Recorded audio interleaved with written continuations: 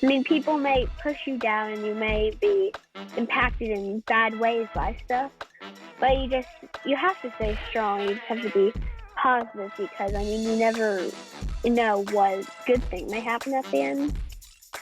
Welcome to the One Girl Revolution podcast. It's your girl, Kate Bryan. The One Girl Revolution podcast highlights the stories of everyday women who are changing the world through their lives. Every week, I talk to inspiring women and girls who are doing something incredible to make a difference in the world. You can find us on social media, Facebook, Twitter, and Instagram at One Girl Revo. We're on YouTube at One Girl Revolution. You can listen to this podcast on Apple Podcasts, Stitcher, Spotify, wherever you listen to podcasts. And you can find all those details and more on our website at onegirlrevolution.com. That's the number onegirlrevolution.com. Before we get into today's episode with Grace, I wanted to share a little bit about what this sweet girl got me thinking about. First of all, if you're a parent, listen to this episode with your children. Grace is 12 years old and went through pediatric cancer and now is cancer-free. Grace is a survivor. This girl has suffered so much, yet she is beaming with strength and resilience, and now she's helping others and bringing hope to others. Every single person should listen to Grace's story, and every kid should listen to her story and strive to do good like Grace. We often underestimate the power and wisdom that kids and young people have, but Grace shows us that young people aren't just the future, they are the now. So listen to this episode with your kids, share it with other kids and young people in your life. As an adult, I was so moved by her story as well, so it's truly a story for every single person. But I do hope that parents will hear this and encourage their kids to do good in the community and to help others. And maybe even like Grace, they might want to start an organization or start some sort of other community effort to spread kindness and to help others. Grace talks about big things that we can do, but she also shares that there are so many small things that we can do that can make a difference.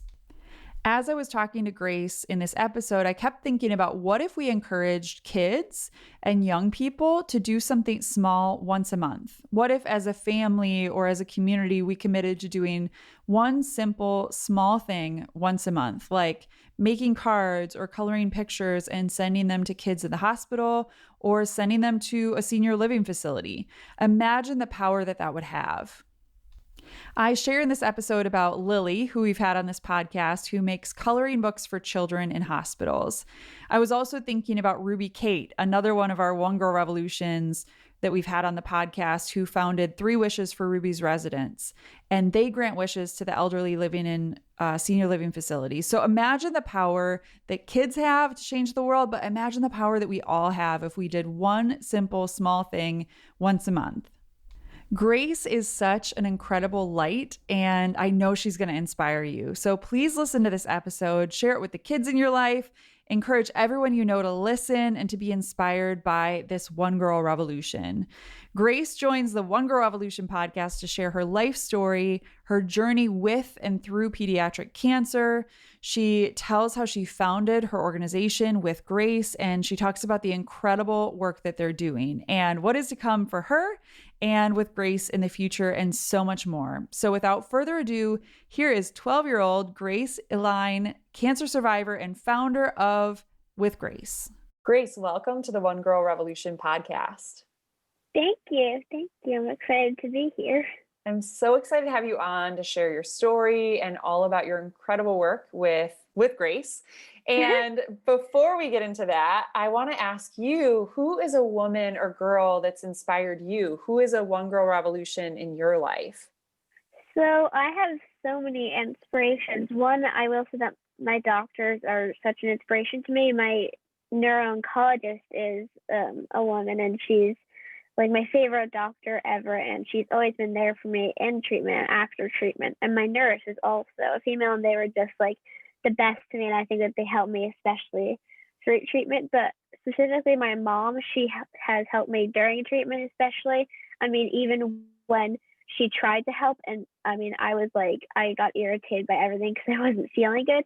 And as much as she tried to help them, she would annoy me. But I mean, she did everything for me. She was so kind and there for me.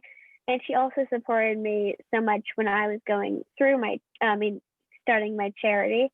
She was always there for me, and she was always supportive of me. And whenever I had an idea, she would just always help me through it. And I think that she's definitely my one girl revolution. She's my one girl revolution. I loved texting with your mom earlier and then getting to see her lovely face on the screen before we started recording. But I think that your story is very similar to most girls and their moms. Like, you know, you love your mom and they're so supportive, but sometimes, you know, they can be annoying or frustrate you. Thank you. Yeah. The reality is they're always there for you and they're going to raise other women up. And that's what moms are, such a light. And they truly are the one girl revolutions, the original one girl revolutions. Yes, definitely. So I want to rewind and talk about your life. I know that you're still very young, but I'd love to hear a little bit just about your life and who you are and how many siblings you have and where you're from and all that kind of stuff. So just a little bit about your background, and then we can talk about your cancer journey too. Sure. So I'm 12 years old. My name is Grace. I'm from New Jersey. I have one brother. He's younger. He's 2 years or almost 2 years younger than me. I have 2 cats, and I like to bake. I like to paint, and I love to spend time with my family, friends, and my cats. That's awesome. What's your favorite? What's your favorite subject in school? I'm always curious what people say. I especially like social studies and like history. Cool. I don't know, there's just something fun about it that is interesting to me, and I feel like there's so much to read about. But I also like art. I mean, especially during treatment, when I was in treatment, I did a lot of art, so I think that's why I like it especially now. 'Cause it's like a bigger part of school now, which I think is super exciting for me. Yeah, that's awesome. One of the girls that we've had on the podcast is Lily, and she used to draw. She still does. But she told the story of how she draws coloring book pages for children in hospitals, and she would like draw the coloring book pages, and then her and her mom would make copies, and then they'd deliver coloring books. And I just think that that's so important because you need stuff to do while you're going through treatment, right? Yeah, that's amazing. Yeah. So when did you find out? Can you talk a little bit just about your journey through cancer? Because I know that it's going to give so many other people hope, and there might be people that are listening that either have cancer and are going through it, or maybe they know somebody who is. But I'd love for you to share just about how you found out that you had cancer and just a little bit about your journey. Sure. So I first started having symptoms when I was in first grade, and we noticed that my thirst had gone up. And so we contacted my pediatrician, and he said that it was, nothing to worry about, because it was very common for children like me who were in first grade and did a lot of sports to have something like this. And then in third grade, 2 years later, my growth had started to slow down, and that was not normal for the situation with the water, especially because I was like off the charts tall. So then when I started to slow down, the doctors definitely noticed it when I went for my physical exams every year. So we were referred to an endocrinologist who ran some tests. She did some blood work, and nothing came back that would show us anything. And she also ran an MRI just in case. And she didn't think that she would find anything, but on April 9th of 2018, I was diagnosed with, a mass was found in my brain on my pituitary gland. And then I went through a bunch of tests. Some I had never even heard of. I had like a bunch of scans, a bunch of blood work, and everything in there. And then on May 2nd of 2018, so I had about a month of tests, I was diagnosed with germinoma, a germ cell brain tumor. And then I had about 5 days later, I started my first round of chemotherapy, and I had 4 rounds of chemo in all. And I was treated at North Beth Israel Medical Center in Newark, New Jersey. And I was treated at the Valerie Fund Center, which is a part of the hospital there. And then after that, I had a month off. Then I got to start my radiation. So I had proton radiation, and I was treated at the Laurie Proton Center in New Brunswick, New Jersey. And that was part of Robert Wood Johnson Barnabas Health and Rutgers Cancer Institute of New Jersey. And then I had to go through a few tests, because after treatment, you have to do some of these post-treatment tests to make sure that you're all good. And then about a month later, I was declared NED, which is the official term for cancer-free, which stands for no evidence of disease. And I've been cancer-free for a little over 2 years now. Wow, Grace, that is so much. Like you're telling this story as if it's just, a little chapter of your life, but I feel the weight of what you went through. I feel like I know that it was so much, and you are such a warrior. You're such a resilient girl. Thank And I you. know that you know Thank that. you. And Thank you. your family, I'm sure, can attest to that too. I'm sure it was really hard for your mama too, seeing you suffer and seeing you go through that. But you're just so brave. I'm so honored to be sitting with you. Thank you. No, it's super exciting to be here too. So as you're kind of going through that, I know you were telling about all the different chapters. What was the most difficult thing that you went through? And maybe like what was a positive? I think sometimes when we're suffering, we kind of see good people helping us, or people kind of coming out of the woodwork to support us.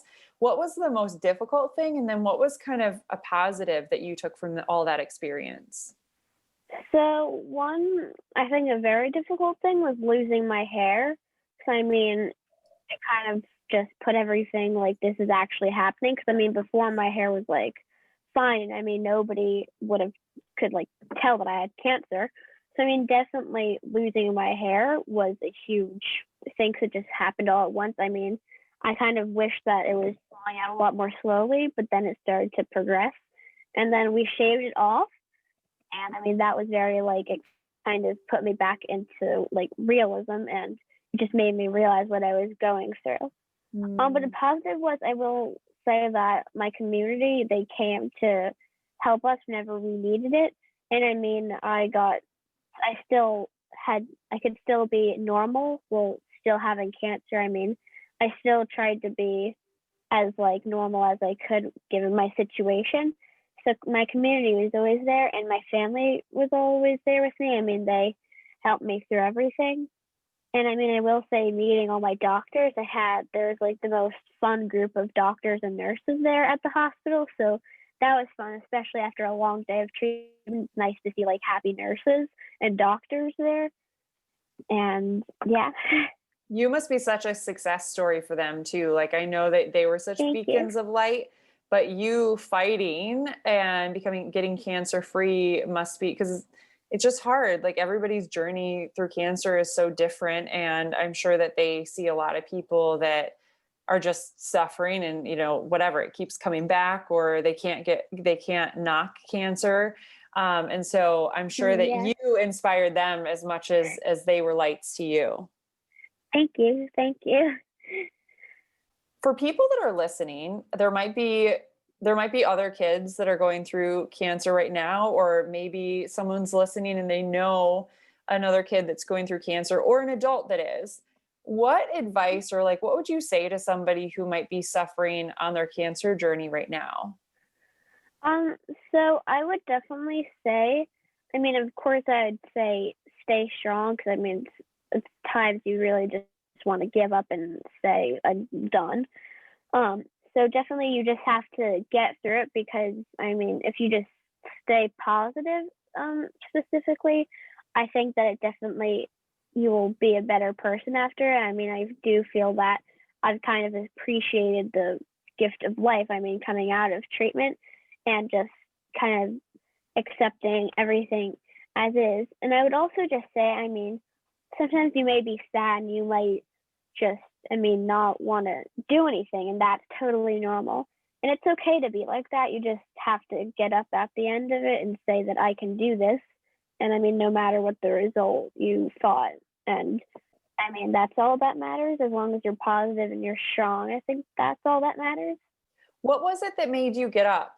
When you were having really difficult moments, Grace, and you were really suffering, and because a lot of it's mind over matter. You got to keep fighting through something like that. And that's so many things in life, right? It's not just cancer, but it's so many things in our lives that you just can feel so beaten down. I know a lot of people feel that way over the past year with COVID. It's we can't catch a break. Everything it just is constantly weighing on us. What was it that made you keep fighting? So I will say that I mean, going through meeting a bunch of people, I mean, I see how happy they were after treatment and how good everything was for them. And I mean, I couldn't just give up. I mean, I had to like stay positive, and I knew that I wasn't going to let cancer beat me. I wanted to get out of it, and I wanted to be the strongest person that I could be. And I think just looking forward to that, saying that after this I'll be strong, I'll be happy, I'll be healthy, I think I mean, it was like a huge factor for me. So I want to talk about with Grace. How did this idea come about? And yeah, how did this idea spark? Let's start there. So, I mean, I had always wanted to start a charity from after treatment. And I mean, people start treatments and seeing how much success that they had. I think that it really inspired me. And I mean, I had done all these different projects independently. I mean, I had done them under people like advocacy, I had done under ACCO, but I never really started anything that was just for my own charity and never really done anything. So I thought that, I mean, starting a charity that could help people, and it was just going to be like a small little charity that would help local families and then start to spread, but very slowly. I hope that it would be something that was like that very much representing of me. And I think that it just went from there. So tell me what With Grace is. So we are a pediatric cancer charity or initiative. And we like to help. We specifically like to spread kindness because kindness was so important for me during my treatment. We are also supporting and raising research for pediatric cancer because there's so little funding towards the research and it's very much needed. So I think that that's a huge part. And I mean, I'm like all about raising awareness for this fund and raising research because this is such an important cause to me. So I thought that was very important. We also are helping families in need because we've definitely seen areas where like people are in lots of needs. So we wanted to reach out and help them because we know that cancer is hard and sometimes it's hard to just support yourself through it. We do donations to hospitals, pediatric cancer hospitals, and they can be anything from toys to food. We've donated bagels and sort of stuff from cafes to hospitals, the staff, and the families. And yeah, so we try to help children who are warriors get through their treatment. You're so amazing. You do so many different things, and I knew it, but it's just, as you're telling me, it's blowing my mind as you're telling this story because it's so much. How do you do it all? And you're also a student. You're like, you have so much other stuff going on. How do you do it all? Thank you. I mean, I try to balance everything out. I mean, I have a bunch of people who are supporting me. I have a little committee that's of my friends, and they do a lot of the stuff too. And I mean, we have a bunch of help from everybody, so I don't do it alone. I have lots of help from people who reach out and say, I want to help support you. And I mean, my family and my friends have been so supportive of me. So I think that has definitely helped me. And is it just in New Jersey or is it elsewhere that you're working too? So we're located in New Jersey because we're more local, but we do have a goal. We'd like to do a donation. We can just like ship it of like toys and stuff in need to a hospital in each of the 50 states that has to do something with pediatric cancer. And so far we've gotten 5 of the states, or about 5 in a few months or in the past year. So we'd like to continue that as we go on. That's awesome. And then how do you get connected with the people that you're serving? So like, do people reach out to you and say, this is what we need? Or how do people get connected? Or how do you find out about the people that you're helping? So, I mean, there are a bunch of different ways. I mean, some people reach out to us like individually, like sometimes families in need reach out to us, but we also through the hospital that we go to, we're very close with them because, I mean, spending a lot of time in a hospital, you start to kind of get to know everybody. So a bunch of people have contacts in different hospitals, and they kind of talk to the families in need. And then sometimes they'll reach out to us so that we can help. And I mean, we'll try to do everything that we can. And I mean, yeah, usually if we see somebody, sometimes we'll reach out to them or people will reach out to us. And that's specifically just on social media, sometimes through our website. But yeah. Social media is such a great force. I talk about it all the time on this podcast because so many of us are doing different things and people are able to find out about the work that we're doing via social media. It's so easy for people to support. Like I always say, you don't have to even have money to be of help to these women and their causes. So even what you're doing, like people can get involved in so many different ways to support it. But even just by following you on social media and sharing your post or sharing your mission, it just grows and it becomes this whole network of people who are supporting great causes. Yeah, definitely.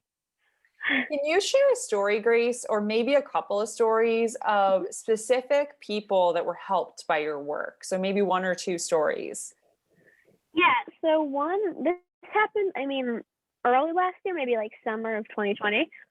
We got a family in Newark, New Jersey. There was a kid who just recently, he got his leg amputated. He had an aggressive form of bone cancer. I'm not totally sure which one. And he was an amputee, and they reached out because they were in need of crutches. And I mean, they reached out to several people, but we responded and we gave him like some forearm crutches for his leg. And he's been using them. He tagged us and he said how honored he was that we did this for him. And I mean, and I see them a lot in most of his Instagram posts, and I see how much that they impacted him. And I mean, that was amazing to see that. Like a little thing that we did, we just ordered some crutches with the funds that we've raised, and it impacted him so much. Like who would have thought that a little pair of crutches that we just ordered from a wish list on Amazon would have helped somebody so much. And I think that that was something that definitely propelled me even more, just to continue the organization. It's those little things. We always think that we have to do something really big, but sometimes the little things that we do or those little moments or those little encounters with other people can just have a massive impact. Yeah, it's crazy. It's amazing. So where do you go from here? Like I know that it's continued with Grace, has continued and evolved throughout the time that you've been working, but where's your big dreams? I know you mentioned, that you want to give out stuff in 50 states, that you want to be present in 50 states ultimately. But where does With Grace, in your dream of dream worlds, like 5 or 10 years from now, when you're graduating high school, which is crazy to me, where would you go from here? So, I mean, I would really like to hit that goal of the 50 states, and I would also like to continue that. Maybe like every year we hit at least 10 of those states, like with the contacts that we previously had. And I'd also when I'm older, I would like to expand my committee and our reach of people. And I would also like to have consistent events. Like I would love to have a gala that we would do every year, or like a fun event for kids where they could come, but it could also raise awareness, because I've always wanted to have a gala for something. But I would like to have like an event maybe where we raise a bunch of money and it goes to a really important cause, like one specific cause. And I don't know what that will be yet, but maybe we'll have something that's important in the future. And I would really just like to expand our reach, help more people, just continue what we're doing now, but make it more expanded. And I mean, as I go on personally, I would really just like to help more people. And yeah, that's it. Can I please request an invite to your gala whenever it happens? I want to be there, and one girl wants to support it and be involved in whatever way. That's so cool. Definitely. Yes. You'll get a custom invite. Yes. So it's a super random question, because you're only 12 in some capacity, but you're so wise and you probably have so many ideas of what you want to do when you get older. Thank you. What do you want to do? Like, do you have any idea what you want to be when you grow up? Yes. So I do. I do want to be a pediatric neuro-oncologist. So when I tell people, they're like, "Excuse me?" But I mean, I go to a pediatric neuro-oncologist, so I think that I've definitely been impacted by it. I mean, all of my other doctors are like, "Are you sure you don't want to do this?" And I'm like, "Thanks, I'm okay." But I mean, I didn't know that there were so many different types of doctors. I mean, just within like certain groups, like specifically in cancer and just in like radiology. I mean, I think that that's all so crazy.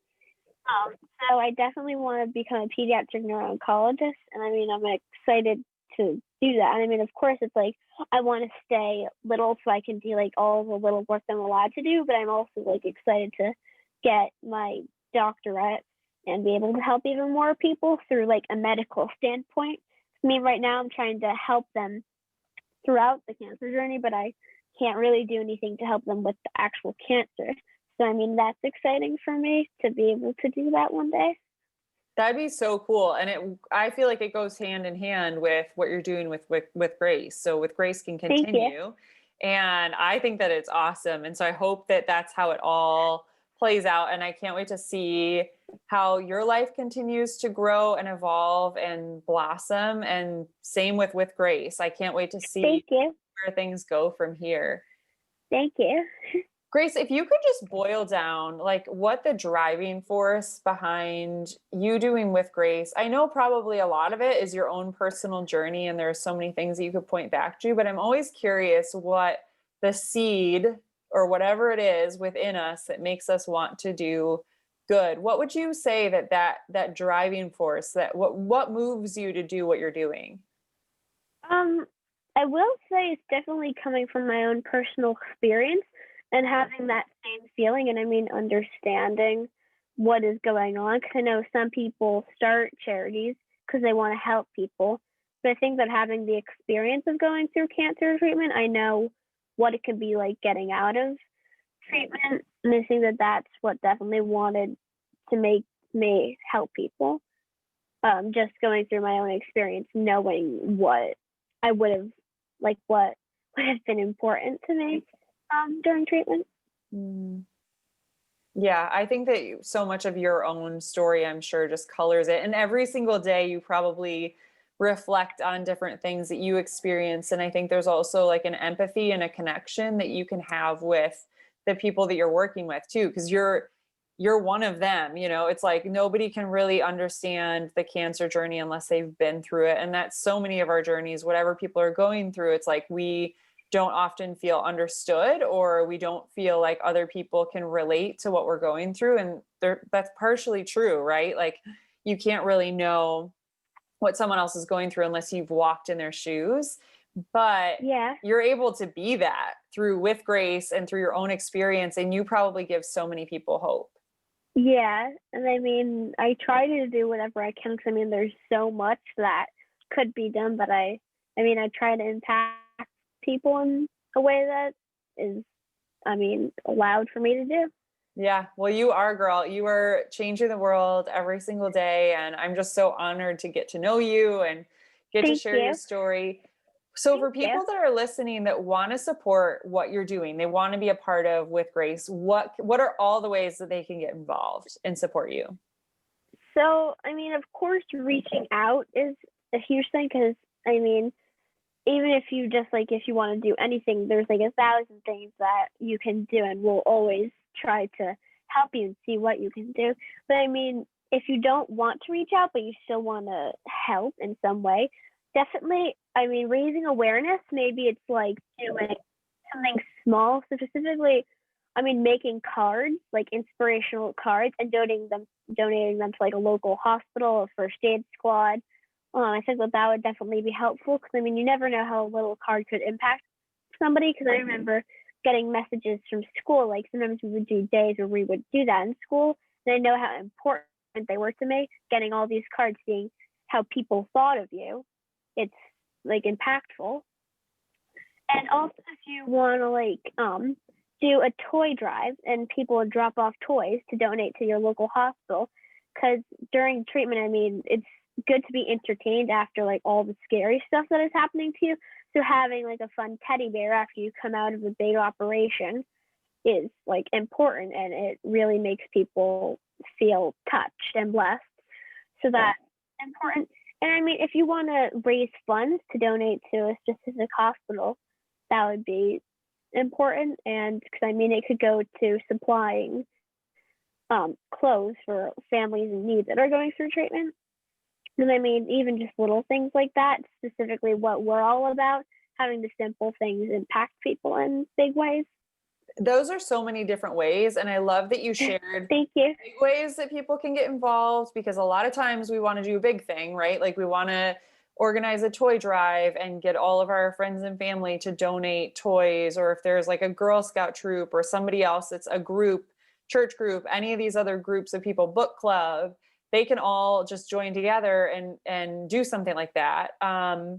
Or they can do little things, like you said, even writing a card. I know during the pandemic, one of the things that we were encouraging people through One Girl Evolution is to write cards to people that might be lonely during this time. So a lot of elderly people obviously weren't able to see people or weren't able to be around their loved ones during COVID. So we were like encouraging people just to write a little card. And so if you know somebody, I want to say this to everybody who's listening, if you know somebody who's going through cancer right now, write them a little card. You know, you don't have to do something big, but just let them know that you're thinking of them. Or if you want to do something bigger, you could deliver a meal or get them gift cards, food. I'm sure that you loved all that kind of stuff, Grace. Like when you're in the hospital, it just can be such a pain sometimes because you're eating the same things over and over again. And then your family's there. And just to have like a little like random thing that you could order pizzas or do something Definitely. fun. We need to think outside the box.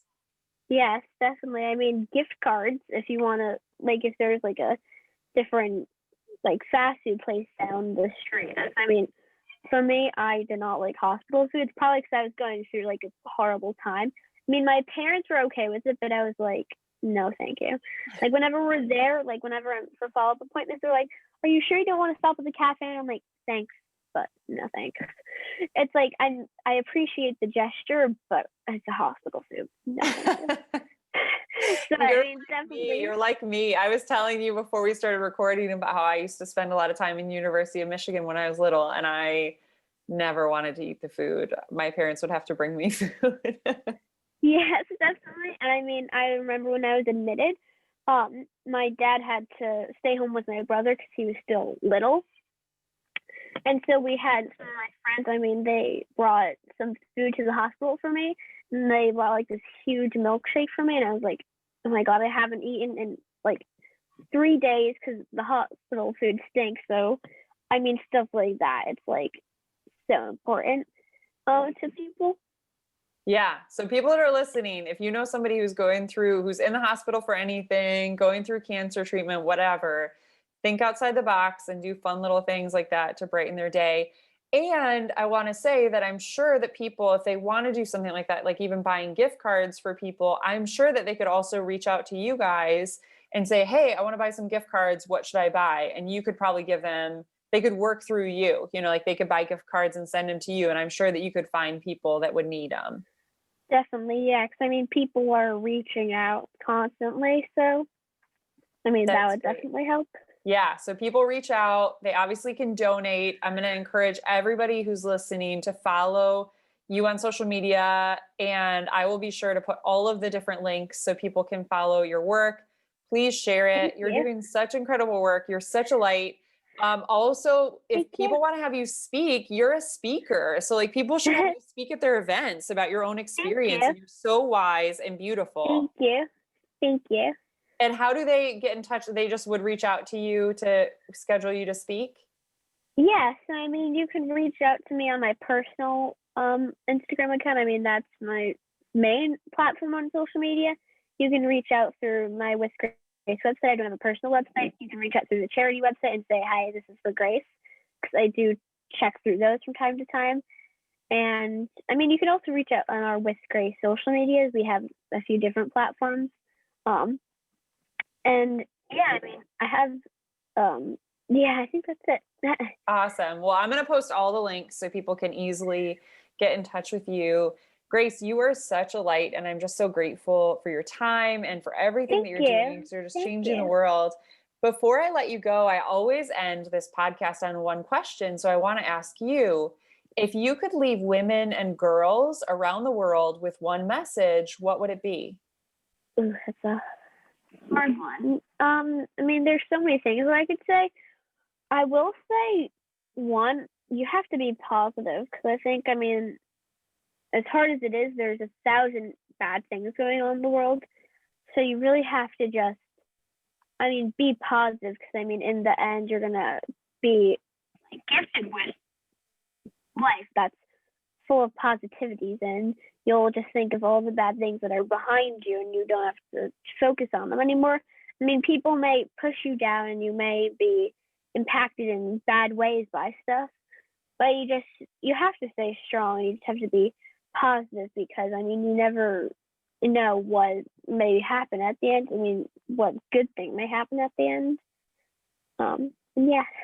That's great. It's great advice. And sometimes it's hard. We're all going through different things. And sometimes you have to dig down deep into your heart and soul to find that positivity, that those positive thoughts and those positive words, or we need to look for inspiration, other places to find that positivity. Gosh, I can't speak today. Positivity.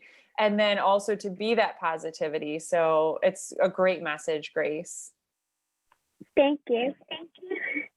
Grace, I am just so grateful to you for sharing your story on the podcast. I'm so excited to stay in touch with you. I can't wait to come to your gala whenever that happens. Thank you.